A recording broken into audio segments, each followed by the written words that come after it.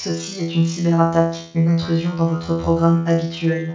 Je suis JP51, un robot boffique issu d'un programme secret, le projet Gourmet. J'ai été créé dans le seul but de beaufiser l'ensemble de la population. Le processus est déjà en marche. De nombreux cyborgs beaufs sont à l'œuvre. Ils se déplacent à travers tout le pays, à bord de leur Mégane RS. Soumettez-vous à la volonté du docteur de la veine, le fondateur du MBI, le mouvement beaufique international. Primo, le port du bouc est désormais obligatoire. Deuxio, le vote aux élections devra obligatoirement se faire en faveur de l'UPR, le parti de François Asselineau. Tertio, les mots primo, dosio et tertio devront être très fréquemment utilisés. N'ayez pas peur, entrez-vous aussi dans le beaufisme. Laissez-vous embarquer par la roue libre. Émission présentée par Jules Tarlat et Hugo Ferrari.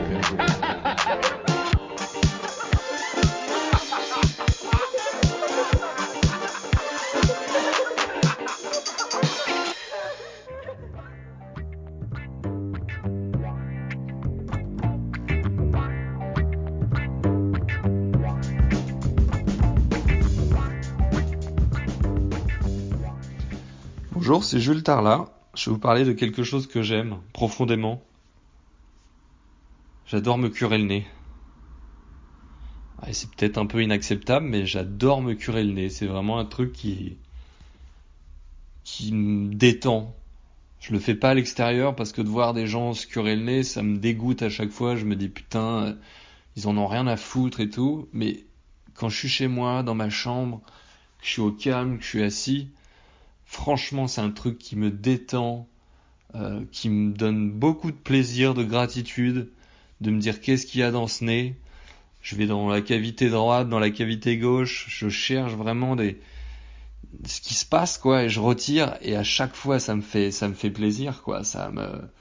Je me sens plus léger après avoir nettoyé mon nez. Euh, j'ai même tendance à trop le nettoyer. Ce qui veut dire qu'il y a rarement des crottes de nez dedans et parfois je le nettoie tellement que je me fais saigner les cloisons. Donc ça c'est un peu moins cool, mais c'est les aléas du curage de nez. Mais je suis vraiment un fan du curage de nez et j'adore ça quoi, j'adore. Et c'est pour ça que là ça me fait chier en termes de confinement parce qu'il n'y a plus trop de pollution et en termes de crottes de nez on est vraiment pas au top quoi. J'ai peu de matière. Donc ça me fait un peu chier, voilà. C'est un peu les aléas du confinement. Voilà. J'adore me curer le nez.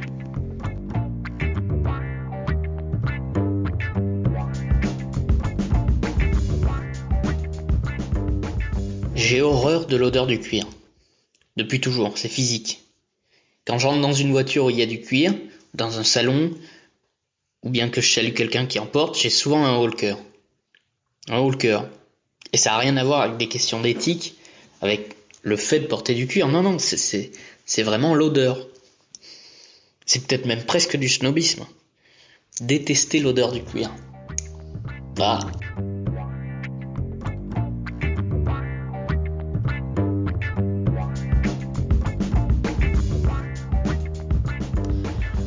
Bonjour Jules, bonjour Hugo. Eh bien déjà, un grand merci de m'inviter pour cette émission de la roue libre.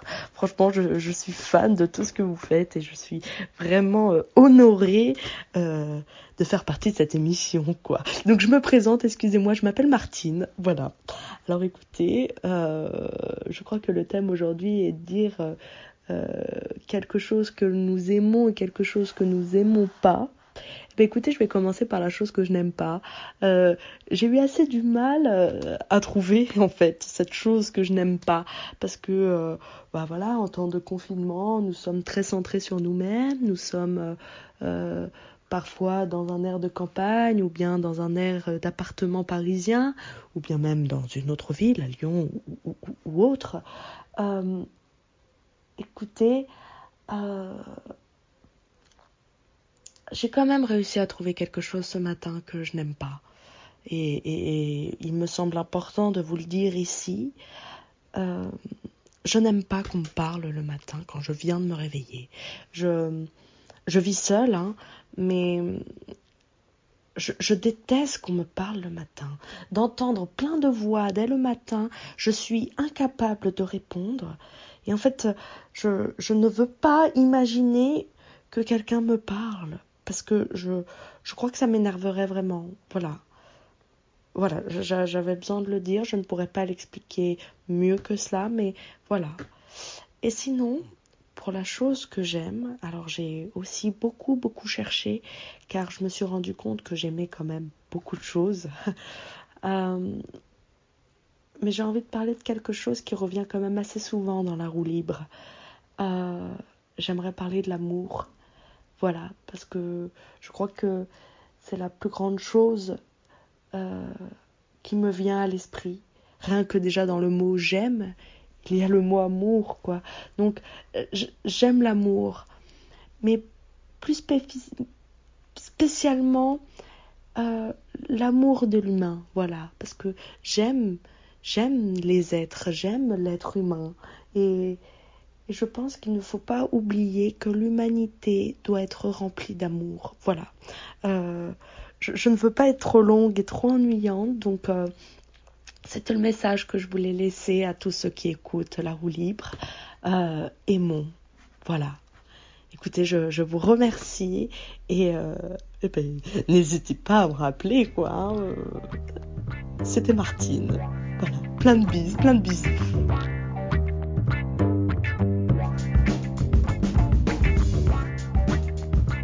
Salut les mecs, salut les filles, salut La Roue Libre. Alors, moi c'est Tom Henry, vous me connaissez peut-être pas encore, mais aujourd'hui, je vais vous parler d'un truc assez cool quand même qui arrive dans ma vie actuellement.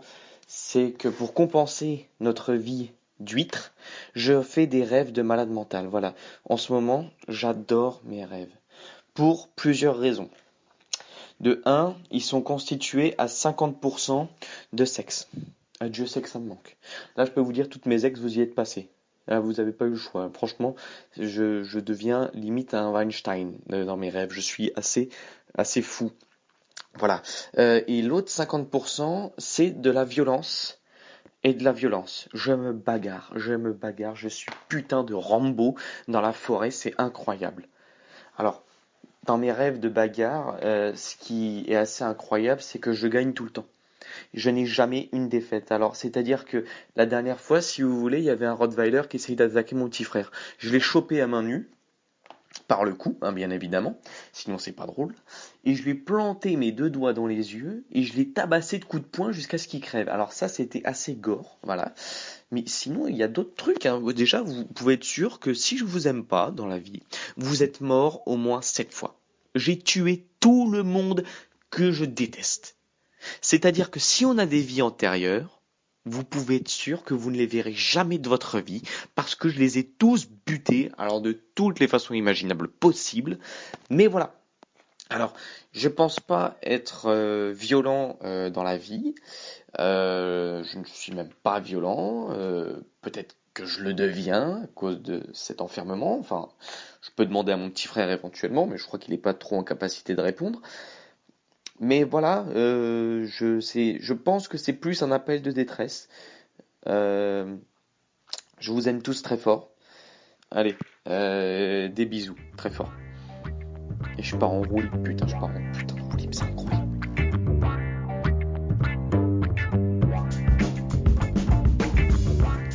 Moi j'aime les petits vieux. J'aime beaucoup les petits vieux. Les petites vieilles aussi. Je trouve que c'est fascinant de pouvoir les écouter. J'essaie de faire ça beaucoup dans ma famille. Ceux qui sont encore vivants, les frères et sœurs de mes grands-parents. De poser des questions sur comment c'était avant. Et digresser, poser des questions sur les relations. Se rendre compte à quel point les relations et le genre de relations évoluent entre leurs parents à l'époque. Les relations que eux-mêmes ont eues avec leurs enfants. Les relations que nous on a avec nos parents. J'aime leur honnêteté. En fait, il y a un âge où dans la vie, il n'y a plus besoin de se cacher. Il n'y a plus besoin de faire semblant d'être quelqu'un qu'on n'est pas. Et je trouve que chez les petits vieux, il y a cette honnêteté, il y a ce truc de « Ok, je vais te raconter, je l'ai peut-être jamais dit, mais il y a peut-être jamais personne qui m'a posé cette question. » Et là, tu me la poses, alors je vais te répondre. Et puis, ils sont drôles. Et ils nous disent, et on écoute ce qu'ils nous disent, qu'on soit d'accord ou non, avec une oreille tout à fait différente de celle de nos parents qui nous dit tu verras ceci, tu verras cela. Quand les vieux nous disent faut profiter, faut y aller, faut vivre. Ouais, moi j'aime les petits vieux. Je pourrais passer mes journées à poser des questions sur les petits vieux parce qu'en plus quand tu les connais pas de très proches, et même de très proches, pose la question à tes grands-parents. Ils vont te dire plein de choses qu'ils diront pas à leurs enfants. Et ils vont te dire plein de choses parce que on est peut-être c'est pas horrible ce que je dis. C'est juste qu'à un moment, ils veulent transmettre. On a aussi envie de dire ce qu'on a vécu. On a envie de parler de soi honnêtement. C'est pour ça que j'adore les petits vieux. Et puis, franchement, il y a des pépites, quoi. C'est des pépites. Qu'on aime pas, qu'on soit d'accord ou pas. Il y a un truc qui brille ou qui brille pas dans l'œil. Beaucoup plus assumé que nous.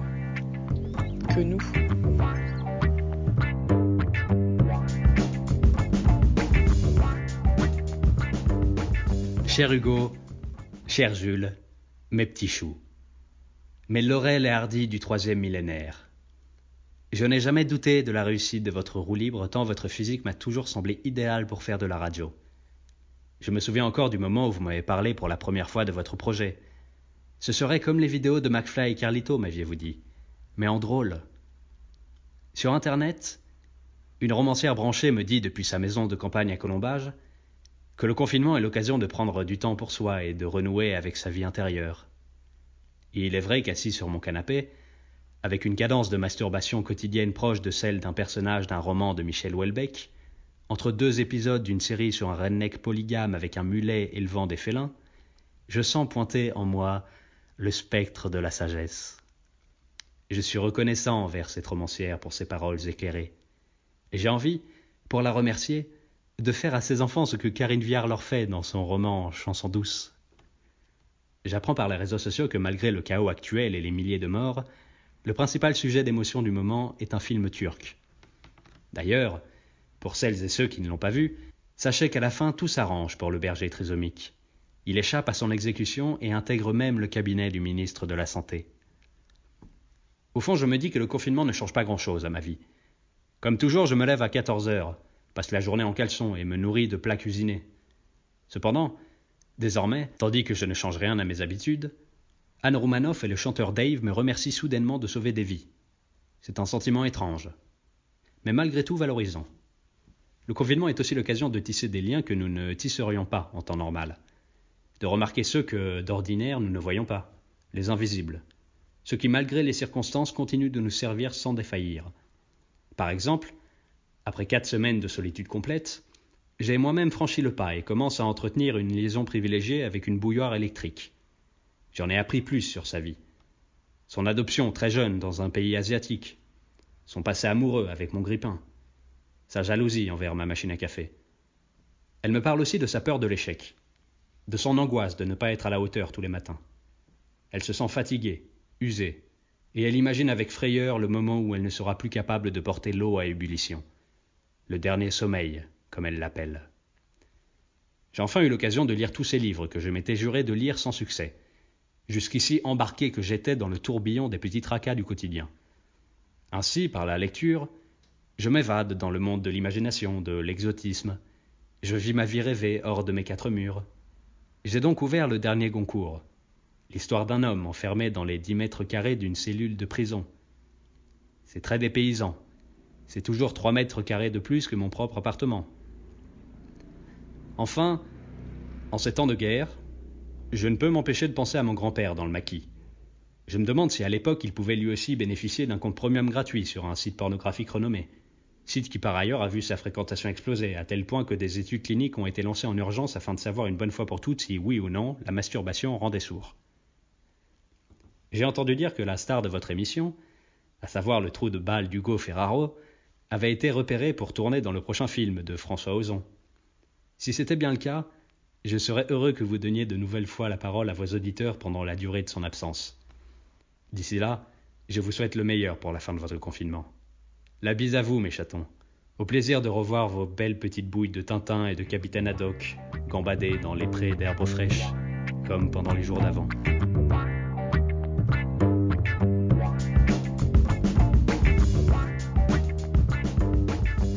Je déteste les connards qui respectent pas les thèmes donnés.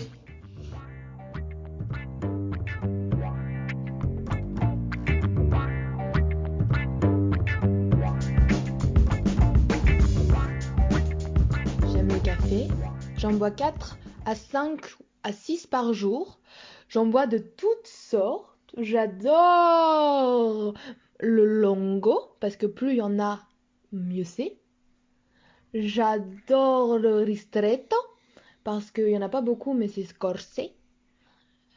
J'aime le café au lait, mais je peux plus trop boire de lait depuis que je suis allergique au lait.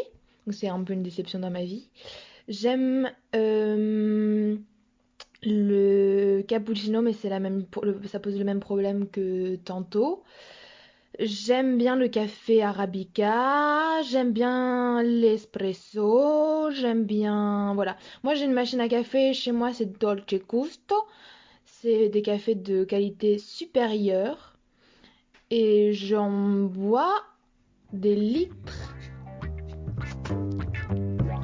Et des litres.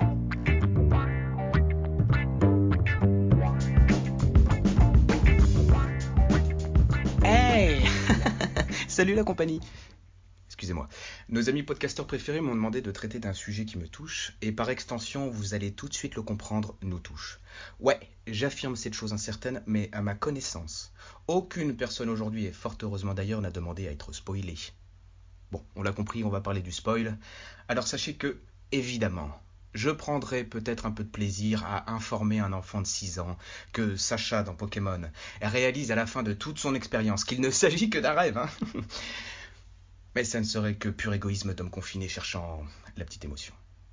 C'est alors pour moi le moment de m'indigner, tel un résistant, un Jean Moulin, un Jean Jaurès, allez, Jean Valjean, allez.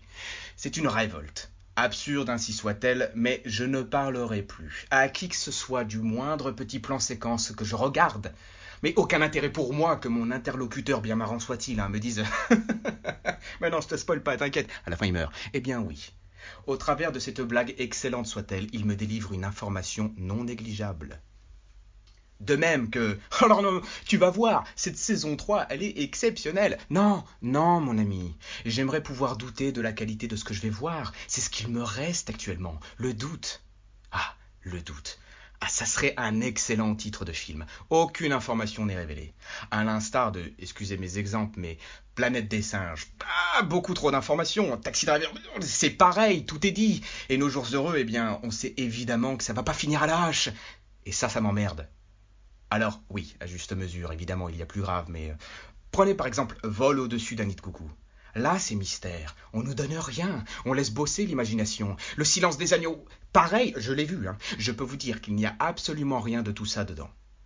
Mais indignement sans solution, vous me direz, c'est grotesque.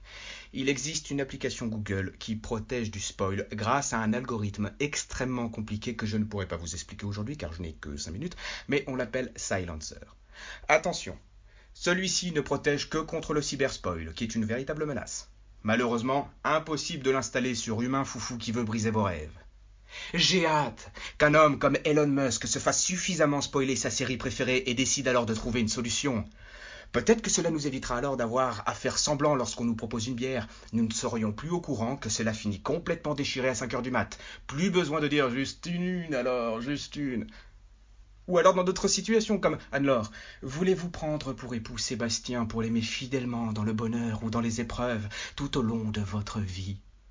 Alors nous pourrions vivre cet amour naïvement jusqu'à l'éclatement de celui-ci.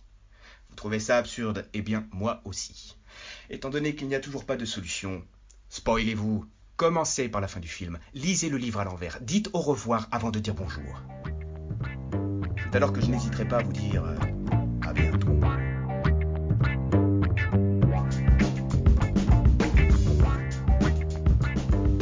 Je déteste les doudounes sans manches. Mais arrêtez de porter ça, putain. Que ça soit les mecs, les meufs, mais arrêtez. C'est moche.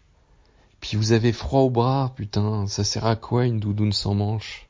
À rien. C'est esthétiquement monstrueux. Vous n'avez pas de manches, ça vous chauffe le corps, vous avez les bras découverts, ça n'a aucun intérêt. Alors arrêtez avec les doudounes sans manches. Et j'en place une aussi pour les pantacourts, c'est soit vous avez un pantalon jusqu'en bas, soit un shirt, mais le pantacourt, il n'a aucun intérêt. Esthétiquement, c'est ravageur le pantacourt, donc arrêtez. Et les doudounes sans manches, faudrait les brûler. Faut brûler les gens qui portent ça. Faut les brûler. J'en place une pour les gars qui portent des mitaines ou les meufs qui portent des mitaines, parce que ça, pour le coup, je peux tolérer. Et les doudounes sans manches, au bûcher.